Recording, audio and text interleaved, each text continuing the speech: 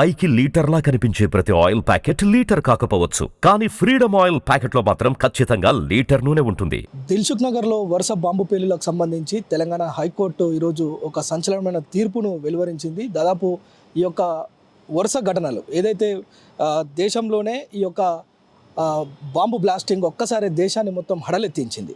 ఏదైతే ఇండియన్ ముజాహిద్ యొక్క సంస్థ ఏదైతే ఉందో దానికి సంబంధించిన యాసిన్ బత్కల్ ఆధ్వర్యంలో ఈ యొక్క బాంబు పేలులు జరిగాయని పోలీసులు నిర్ధారించడమే కాకుండా వీరందరికీ కూడా శిక్ష ఖరారైంది. వీరందరూ కూడా పూర్తిగా తిహార్ జైల్లో ఉన్నారు. అయితే దాదాపు ఈ బాంబ్ బ్లాస్టింగ్ ఏదైతే దిల్సుఖ్ నగర్లోని కోనార్క్ థియేటర్ దాదాపు ఇది 2013లో జరిగిన ఫిబ్రవరి 21న జరిగిన ఈ బాంబ్ బ్లాస్టింగ్ ఏదైతే దిల్సుఖ్ నగర్లో ఏదైతే రద్దీగా ఉండే ప్రాంతాలను ఎంచుకొని యాసిన్ బత్కల్ కావచ్చు, వారి యొక్క టీంలో ఉన్న 5 కూడా వీరంతా టెర్రరిస్టు సంబంధాలు ఉన్న వ్యక్తులు. వీరంతా కూడా ఆ యొక్క 100 మీటర్ల ప్రాంతంలోనే దాదాపు 2 సార్లు బ్లాస్టింగ్ చేశారు. ఒకటి కోనార్క్ థియేటర్, అంటే ఎక్కడైతే ప్రజలు ఎక్కువగా ఉంటారో ఆ ప్రదేశాలను ఎంచుకొని ఒక టిఫిన్ బాక్స్లో ఎవరికి కూడా అనుమానం రాకుండా టిఫిన్ బాక్స్లో బాంబ్ పెట్టి అక్కడ 2 చోట్ల కూడా బాంబ్ బ్లాస్టింగ్ చేసిన నేపథ్యంలో అసలు అభం శుభం తెలియని 18 మంది మృతి చెందిరు. అట్ ద సేమ్ టైం 150 మంది కనీసం ఇక్కడ ఏం జరుగుతుంది అని తెలుసుకునే లోపే ఆ యొక్క మృతదేహాలు చెల్లా చెదురైపోయి పడిన సంఘటన మనం చూస్తున్నాం. మరొకటి వెంకటాద్రి ఆ సినిమా థియేటర్ ఏదైతే ఉందో అక్కడ కూడా అంతే. మొత్తం టీ స్టాల్స్ ఏదైతే రద్దీగా ఉండే ప్రాంతాలను ఎంచుకున్న టెర్రరిస్టులు ఒకే చోట కేవలం ఒక 5 నిమిషాల విడిదిలోనే దాదాపు 2 సార్లు బాంబ్ బ్లాస్టింగ్ జరగడంతో అభం శుభం తెలియని 18 మందితో పాటు 150 మంది అవయవాలు కోల్పోయిన వారు, తీవ్రంగా గాయపడ్డవారు ఉన్నారు. దీనిపైన అప్పుడు పోలీసులు దీనిపైన విచారణ జరిపించి దీనిపైన ఒక ఛార్జ్షీట్ వేయడం జరిగింది. ఆయుధాల ఉపయోగంతో పాటు మరి కొన్ని కేసులను వీరిపైన ఏర్పాటు చేశారు. ఒకసారి మనం ఎవరైతే నిందితులు ఉన్నారో వారిని కనుక మనం చూస్తే, ఒకటి A1గా ఉన్న అసదుల్లా అఖ్తర్, అదేవిధంగా యాసిన్ బక్తల్, A3గా ఉన్న తహసీన్ అఖ్తర్, జియాహుర్ రెహమాన్, ఏజాక్, ఈ 5 కూడా ఈ యొక్క ప్రాంతాలను టార్గెట్ చేసుకొని, అంటే వీరంతా టెర్రరిస్టు సంబంధాలు ఉన్న వ్యక్తులు.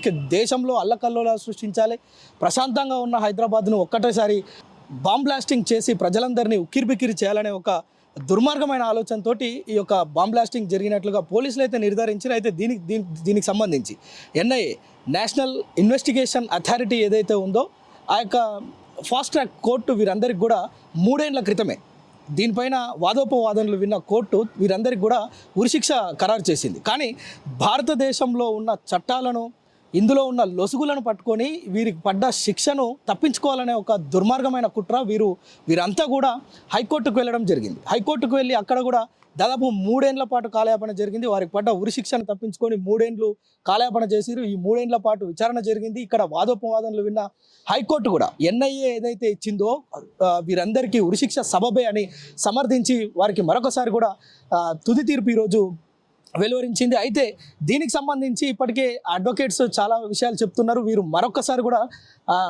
సుప్రీంకోర్టుకు వెళ్ళే అవకాశాలు ఉన్నాయి. వీరికి పడ్డ శిక్షను తప్పించుకునే ఒక ప్రయత్నం చేస్తున్నారు. అంటే మన చట్టాల్లో ఉన్న చిన్న లొసుగులు కావచ్చు, వారు తప్పించుకునేందుకు ఏమాత్రం అవకాశం ఉన్నప్పటికీ కూడా వారు వాటన్నిటిని ఉపయోగించుకొని శిక్షను తప్పించుకోవాలనే ఒక దుర్మార్గమైన కుట్ర చేస్తున్నారని ఒకవైపు అక్కడ మనకున్న విశ్వసనీయమైన సమాచారం, అక్కడ ఉన్న అడ్వకేట్లు కూడా అదే చెప్తున్నారు. వీరు తప్పనిసరిగా సుప్రీంకోర్టుకు వెళ్తారు, అంటే అక్కడ కూడా వీరు పిటిషన్ దాఖలు చేస్తారు, అక్కడ కూడా వీరు వాదోపవాదనలు, అంటే కొంత టైం డిలే అవుతుంది. అక్కడ ఈ హైకోర్టు ఇచ్చిన ఈ యొక్క తీర్పును సమర్థించదా ఆ కోర్టు అక్కడ కూడా ఉరిశిక్ష విధిస్తుందా అనే విషయాన్ని పక్కన పెడితే కనుక కొంత కాలయాపన జరిగే అవకాశం అయితే ఉంది. సో వీరు అందరు కూడా తిహార్ జైల్లో శిక్ష పొందుతున్నారు. వీరిపైన అనేక కేసులు కూడా ఉన్నాయి.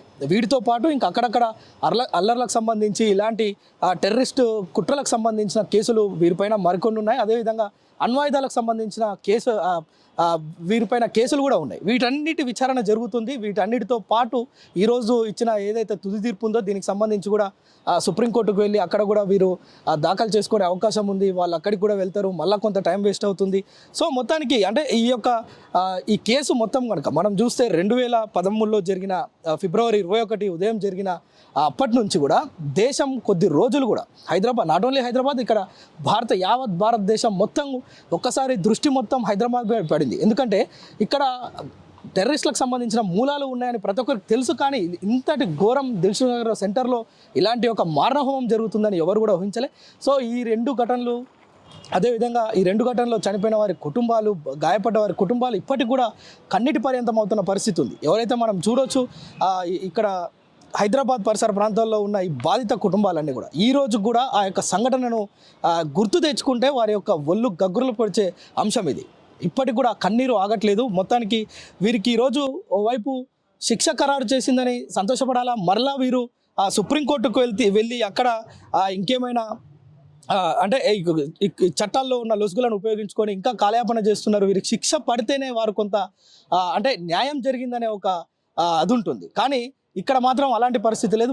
మరికొంత ఆలస్యమయ్యే ప్రక్రియ అయితే కనిపిస్తుంది. ఎందుకంటే ఇక్కడ ఉన్న అడ్వకేట్లు చెప్తున్న పరిస్థితిని కనుక మనం ఒక్కసారి అంచనా వేస్తే కనుక వీళ్ళు మళ్ళా సుప్రీంకోర్టులో పిటిషన్ వేసుకోవడం, అక్కడ కూడా కొంత సమయం ఏదైతే ఈ యొక్క విచారణకు, అదే వాదోపవాదనలకు ఇదంతా కూడా కొంత టైం పట్టే అవకాశం ఉంది. సో ఇదిలా ఉంటే ఇక్కడ ఉన్న మరొక అంశం ఏంటంటే ఇండియన్ ముజాహిద్ నిర్వాహకుడు ఎవరైతే ఉన్నారో యాసిన్ బత్కల్, ఆయన నేతృత్వంలో జరిగింది అని ఒకవైపు కోర్టులో వాదోపవాదనలు విన్నప్పటికీ కూడా దానికి మాకు ఎలాంటి సంబంధం లేదు, లేదంటే ఈ యొక్క బ్లాస్టింగ్కి మాకు ఎలాంటి సంబంధం లేదు అనే ఒక చెప్పే ప్రయత్నాన్ని వీరు చేస్తున్నారు. అయితే వీరు ఎప్పటికప్పుడు వీరు ఏదైతే పిటిషన్స్ దాఖలు చేస్తారో దానికి కౌంటర్గా ఇక్కడున్న అడ్వకేట్లు కూడా దానికి సంబంధించి వాదోపవాదనలు చాలా పర్ఫెక్ట్గా, అంటే పోలీసులు కూడా ఆ రోజు ఛార్జ్ షీట్ దాఖలు చేసే రోజే చాలా పర్ఫెక్ట్గా ఎవరెవరైతే ఉన్నారో, ఎక్కడెక్కడైతే ఎంత దూరంలో యొక్క బాంబ్ బ్లాస్టింగ్ జరిగింది, దీనికి ఎప్పుడెప్పుడు కార్యాచరణ రూపొందించుకున్నారు, దీంట్లో ఎవరెవరు భాగస్వామ్యం ఉన్నారు, దీనికి ఎవరు ఆయుధాలు సప్లై చేసిరు, ఎవరు బాంబులు సప్లై చేసిరు,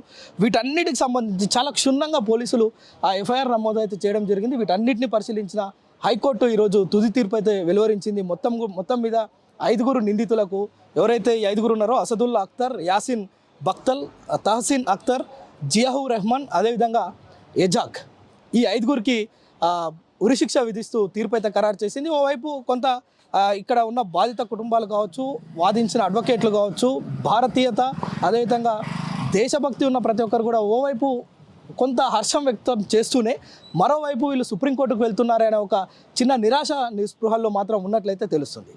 సుమన్ టీవీలో మీ పర్సనల్ అండ్ బిజినెస్ ప్రమోషన్స్ కోసం కింది నెంబర్కి కాంటాక్ట్ చేయండి.